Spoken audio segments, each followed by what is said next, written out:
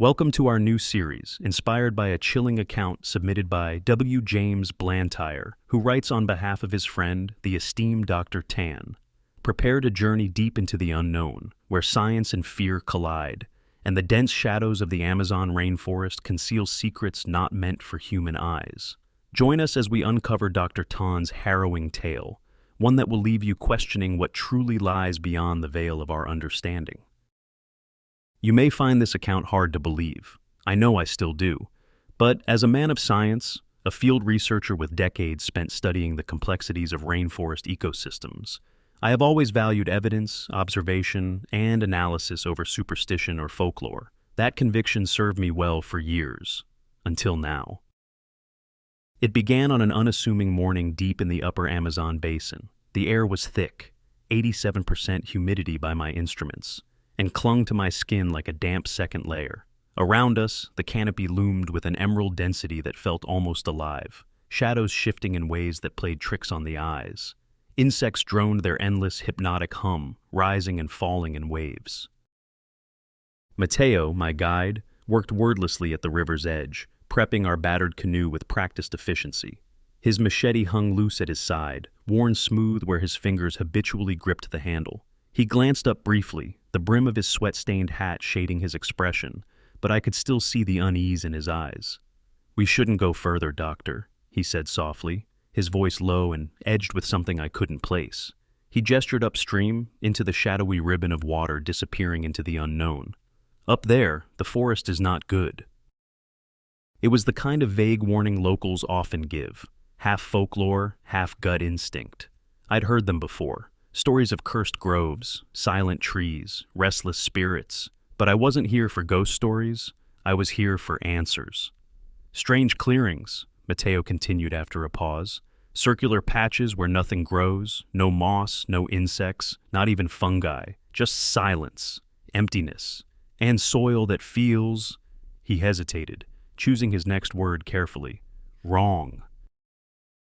I nodded absently, already cataloging his description in the mental filing cabinet I reserved for anomalous field reports.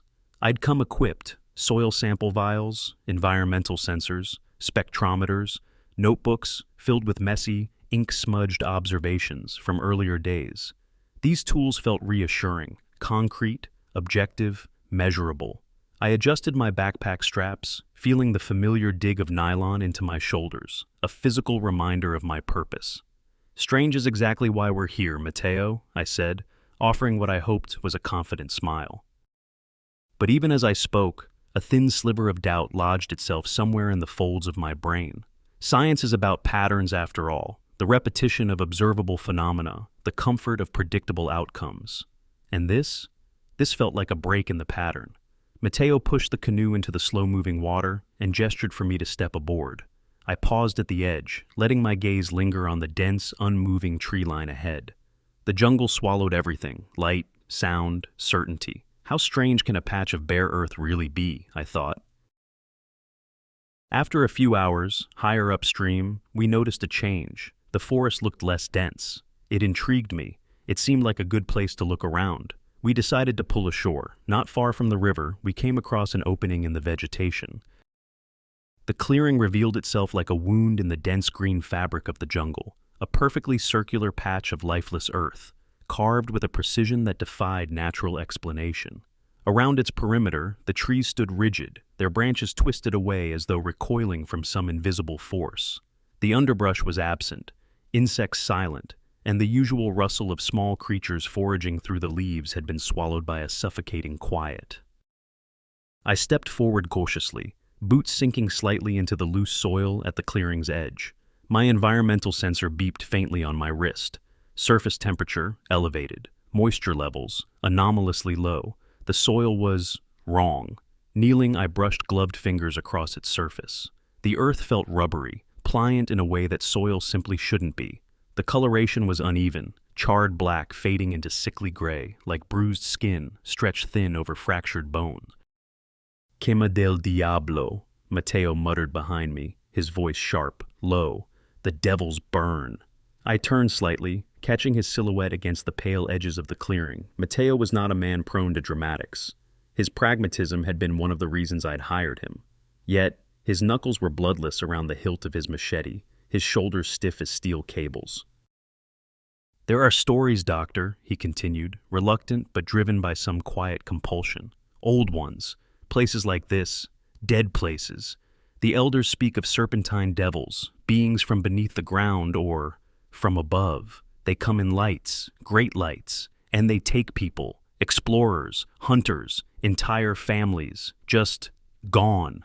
I let his words linger in the heavy air. Folklore, myth, oral traditions passed down like well-worn stones in a leather pouch. But even as I framed it in those terms, something about the absolute silence around us gnawed at the edges of my reasoning. Chemical contamination? Unlikely. This far from civilization, there were no industrial plants or waste sites to blame. A lightning strike? Plausible, but the lack of radial scorch patterns made it unlikely. I stood and adjusted the straps of my backpack, feeling their reassuring weight pressing into my shoulders. Mateo remained rooted near the clearing's edge, his eyes darting nervously toward the shadows beyond the tree line. The air here was heavy, pregnant with something I couldn't quantify, a subtle static charge, like the brief pause before a lightning strike. "This isn't natural," I said aloud, my voice unsteady despite my attempt at authority. Mateo nodded grimly. "No, Doctor, it isn't." I scanned the clearing again, searching the tree line for signs of movement. Nothing, only shadows stretched long under the dimming afternoon light, but the absence of visible threats did nothing to soothe me. If anything, it sharpened the unease, a silence too deliberate to be chance. Every instinct told me we should leave, turn the canoe around, paddle downstream, and never speak of this place again. But knowledge, understanding, is a compulsion that overrides instinct. Scientists are wired differently. We lean into uncertainty. We poke at it with instruments and try to dissect it with logic. Slowly, I knelt once more, sliding a small plastic sample vial from my pack. With steady hands, I scraped a portion of the unnatural soil into it, sealing the vial tight and marking it with trembling handwriting, Site 1, Anomalous Clearing. I glanced at Mateo, his gaze fixed beyond the clearing, his expression carved from stone. "If only knowledge could exorcise fear," I murmured under my breath. The weight of my actions settled heavily in my chest as I tucked the sample into my pack. Knowledge might illuminate the unknown, but it could never unsee what was lurking in those shadows. We lingered a moment longer, too long, before Mateo gestured urgently toward the canoe. I took one last look at the clearing, the soil, the warped trees, and the unbearable silence pressing against my ears. This was not a scar left by nature. This was something else entirely, and whatever it was, I had a gnawing suspicion that it was watching us even now. Night had fallen by the time Mateo and I drifted into a narrow offshoot of the river, the sky above cloaked in thick clouds that smothered even the faint glow of the moon. We hadn't spoken much since leaving the clearing. The weight of what we'd seen clung to us like the damp air. The river had narrowed considerably, its dark waters reflecting faint streaks of starlight as we paddled deeper into the suffocating embrace of the jungle. Somewhere along the way, Mateo had steered us into a quiet inlet, and we let the canoe glide to a near stop, drifting in silence. We made landfall on a muddy bank, pulling the canoe ashore and securing it among the roots of a gnarled tree. Mateo worked with quiet efficiency to set up a rudimentary camp, just a small fire, and enough space for us to sit and gather our thoughts. It was there, in that fragile bubble of flickering firelight and uneasy stillness, that the events of the night began to unfold. The rainforest at dusk is a predictable symphony, a crescendo of chirping insects, distant frog croaks, and the occasional territorial shriek of a bird surrendering to the night. But tonight, that symphony was absent. The silence hit me first. It wasn't the gradual quieting that happens when a jaguar prowls nearby or when an owl spreads its wings above. This was sudden, absolute, as if the entire jungle had paused mid-breath, ears perked to something I couldn't hear. I adjusted my headlamp, its faint beam slicing through the thickening gloom. The cone of light illuminated moisture clinging to leaves, dancing briefly before disappearing into the endless dark. Beside me, Mateo froze mid-step, his machete hanging loose at his side, his head tilted skyward, his eyes wide and glassy in the dim glow. "¿Qué es eso?" he whispered. I followed his gaze upward, pushing the headlamp's beam toward the canopy. At first I thought I was seeing fireflies, faint glimmers of phosphorescence, like wandering stars caught in a tangled net of branches. But these weren't fireflies. The lights were larger, greener, and they moved with intent. Their glow pulsed faintly, like slow, measured heartbeats. They drifted between branches in a deliberate pattern, weaving downward through the leaves. Bioluminescence, I said aloud, though my voice emerged thin, brittle. It could be fungal spores catching the light, or some undocumented nocturnal species. Matteo cut me off with a sharp shake of his head. No, doctor. This is something else. His voice was tight, his teeth clenched against whatever primal instinct was screaming inside him. Fuego en el cielo, he muttered.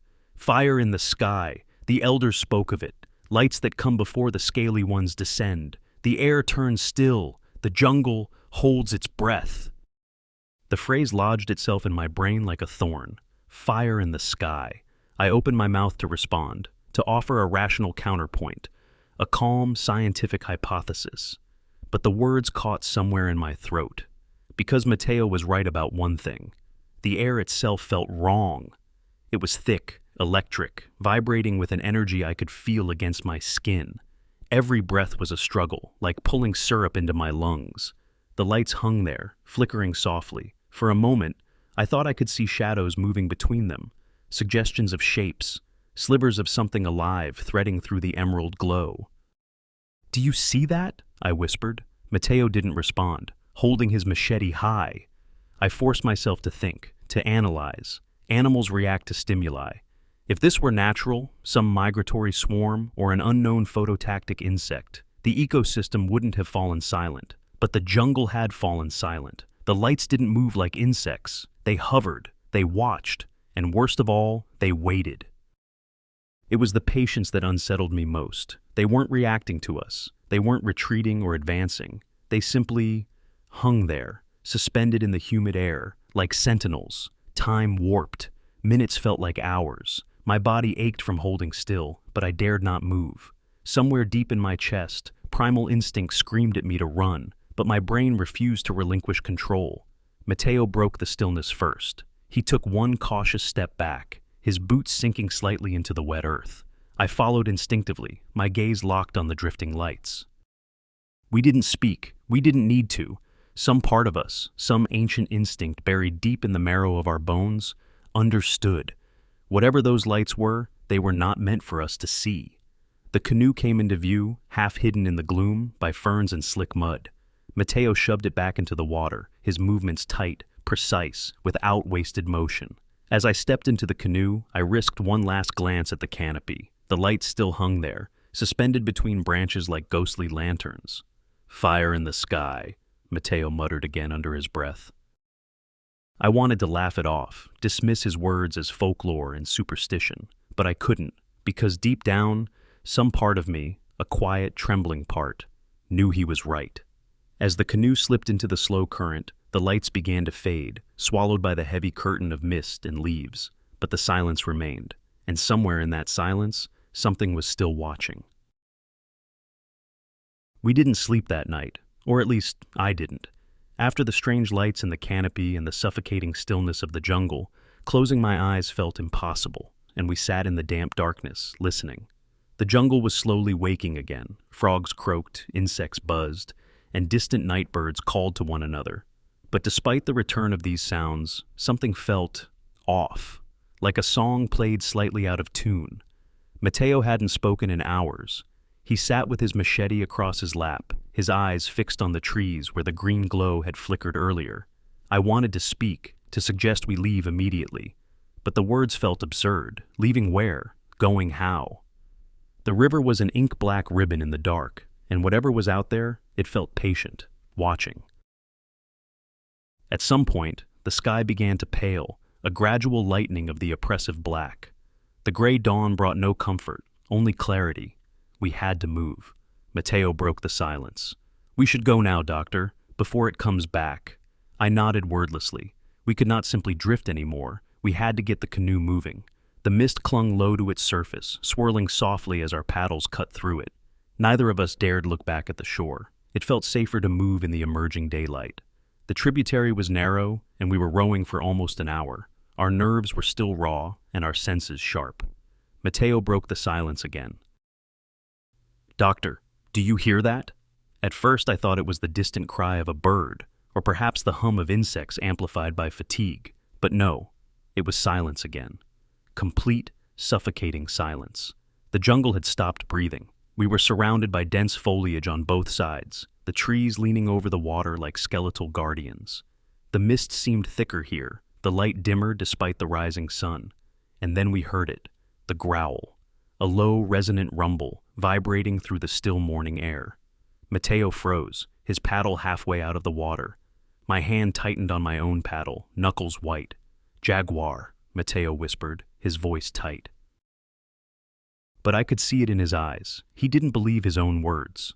Jaguars are predators, yes, but they are not heralds of silence. They are not accompanied by an eerie stillness that seems to swallow sound. My gaze drifted upward, following the canopy where something faint, something green, shimmered briefly through the mist. The growl came again, closer this time. "Why isn't it attacking?" I asked, though I already knew there was no answer. The stillness, the glow, the deep resonance in the air, it felt like a web tightening around us, and we were caught in it. We didn't need to discuss it. Mateo began paddling, his strokes sharp and quick, and I followed. Our canoe cut through the water with an urgency that needed no words. But the growl, it followed us, moving unseen through the tangled labyrinth of roots and shadows. For a brief moment, I saw something, a faint, flickering light high in the canopy, moving deliberately, watching us. And then the jaguar came. It lunged from the underbrush, a streak of gold and black slicing through the mist. Its claws scraped across the bow of the canoe, sending splinters into the air. Mateo let out a sharp shout, swinging his machete blindly. The jaguar's growl turned into a snarl, its teeth flashing white in the dim light. The canoe rocked violently, water sloshing over the sides. I nearly lost my balance, my paddle slipping from my grasp. Mateo swung again, this time striking the jaguar across its snout. The beast hissed, its eyes wide and frantic. And then it did something I'd never seen before. It stopped, its head snapped upward, its ears twitching, its eyes fixated on something above us in the canopy. The growl faded, replaced by a low whimper, and then it turned and bolted back into the underbrush, disappearing as quickly as it had come. Mateo was breathing heavily, his chest heaving with exertion and fear. He looked at me, his face pale. "It wasn't hunting us, Doctor. It was running from something." The mist seemed thicker now, pressing in on us like a heavy blanket.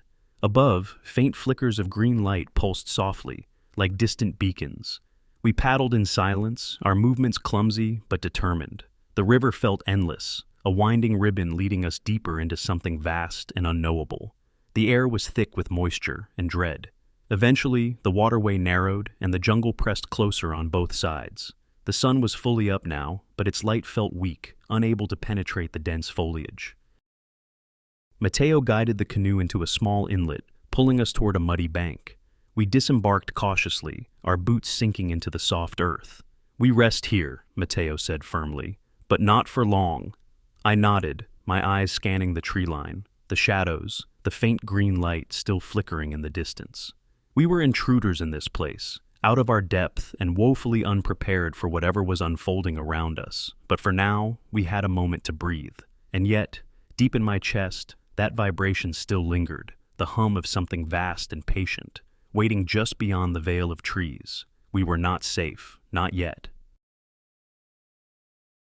And with that, we reach the end of episode 1. Dr. Tan and Mateo have ventured deeper into the Amazon, their path now tangled with questions and an unsettling silence that seems to follow their every move. But their journey is far from over. Make sure to join us for episode 2, where the mystery deepens, the danger escalates, and the shadows of the jungle grow even darker.